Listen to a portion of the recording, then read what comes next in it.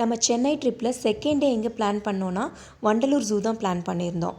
நம்ம டிக்கெட்லாம் ஆன்லைன்லேயே புக் பண்ணிவிட்டு போயாச்சு. அங்கே போனாலுமே நம்ம அங்கே வெளியில் ஸ்கேனர் வச்சுருக்காங்க. அங்கே ஸ்கேன் பண்ணி நம்ம என்ட்ரி டிக்கெட் எடுத்துக்கலாம். டைரெக்டாகவும் போய் எடுத்துக்கலாம். சார்ஜ்னு பார்த்தீங்கன்னா பெரியவங்களுக்கு 200 சார்ஜ் பண்ணுறாங்க என்ட்ரி ஃபீஸாக. அப்புறம் குழந்தைங்களுக்கு 12 வயசுக்கு கீழே உள்ள குழந்தைங்களுக்கு 50 ருபீஸ் சார்ஜ் பண்ணுறாங்க. ரொம்பவே ஒர்த்தான ஒரு பிளேஸ் தாங்க.